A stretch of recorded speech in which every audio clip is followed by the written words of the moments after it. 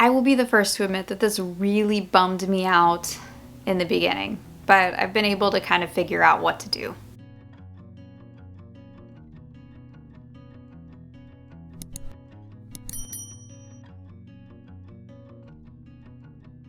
Hey friend, welcome back to my channel. My name is Mandy, the handmade homeschooler, and my son doesn't like me to read to him. I should correct that. Neither of my children like me to read to them, and it's kind of a bummer. So several, and by several I mean I can't exactly remember how long ago, I picked up and read this book by Sarah Mackenzie, like probably thousands of you did, called The Read Aloud Family. And in this book, she outlines the importance of reading aloud to your children. And I was sold. Like, I was on it. Like, I had everything ready to go, and I was going to do this. I made up my mind. I was going to be that mom that was, on a blanket in the backyard, and we had a picnic and a stack of books, and we were going to read together, and it was going to be this beautiful thing that I had in my mind, right? And the reality of it was neither one of my kids really enjoyed it at all. And for me as a parent, when I had this idea of what I really, really, really wanted to do, and it just didn't work out that way, for me, it was really hard not to be sad about it, because I was like, but all the benefits, Sarah Mackenzie says we're gonna get all these great benefits, and this is what we need to do. So I had two choices in front of me. I could either force them to sit for stories and have me read out loud, and they would be absolutely miserable, and then I would be miserable, and then it just wouldn't be a fun experience for anybody, and we probably wouldn't reap any of the benefits of that. Or what I could do is figure out a different solution. So instead of reading aloud, what can we do as parents? If our kids absolutely hate it, is there another option where we can still kind of reap some of these benefits without making everybody miserable? And I'm going to tell you, yes, there is, because I figured it out. So one of the things you can do is you can do audio books, and that can either be with your kids or without. And I don't know if maybe they just didn't either like me sitting and reading out loud, or if they didn't like to sit and listen to a book, period. And what I found by trying out the audio book solution was they just didn't like sitting and listening to a book. Now, I tried different things. I did all of the things that, Charlotte Mason suggests, and, that the curriculum suggests. And I tried sitting down and having them paint a picture or play Legos and do all of like the cool things, like where they don't actually just have to sit there and stare at my face and read a book with me. I tried doing the hands-on activities while we read a book. It just did not work at all.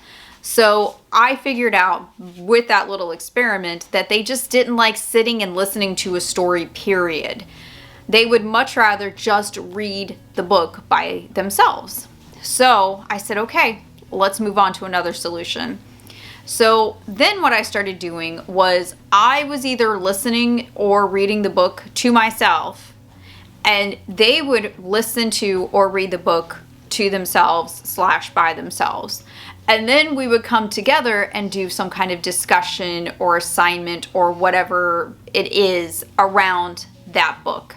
So we were still reading the same material. We could still have the same discussions, but we were reading it or listening to it on our own. So we weren't butting heads as much anymore, and it wasn't such a fight. And I found that it was actually more enjoyable for them, which helped them want to read more, especially my youngest. I think if I would have forced my youngest to read with me, like literally side by side with me, he would probably hate reading, because it's just not the way that he likes to do it. He likes to read at his own pace. He's a very, very fast reader like I am. And that, I think it would hinder him to have to listen to a book, because he can read at a faster pace and he can still comprehend. And the way that I'm able to check that is because I'm reading or listening to the same material, so we can have those discussions. And I'm using that IEW curriculum, many of you have asked me about that one, where I learned the Socratic method of asking questions to check for understanding and comprehension. And that's sold through IEW, and it's called Teaching the Classics. And it's a great tool for teachers to have in their toolbox. And I took that training last summer before school started, and I'm so glad I did because I learned so much about reading comprehension and how to really discuss reading material with children. So by using the Socratic method, I was able to not just check for comprehension, but we were able to have discussions and dialogue about the material, and we were not miserable together. So there are ways that we can do this. And sometimes, you know, what you could do is if you have 2 copies of the book, or if one of you is reading and one of you is listening to the book, you can sit side by side and read silently.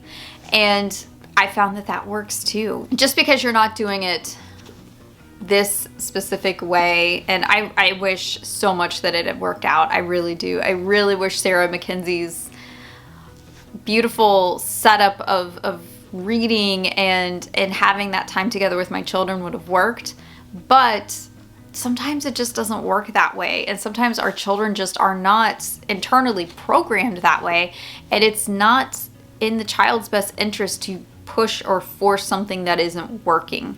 So hopefully this will be some encouragement to a mom out there who maybe has the same problem that I do, and there are other ways to get around this. So hopefully you were able to take some ideas away from this if you're having the same problem that I did. And, you know, I've actually got to read a lot of great books doing this because I get to read the same things that they're reading. So take that for what it's worth. I hope that it helps somebody out there. I'll see you guys in the next video. I hope you have a great rest of your day and happy homeschooling.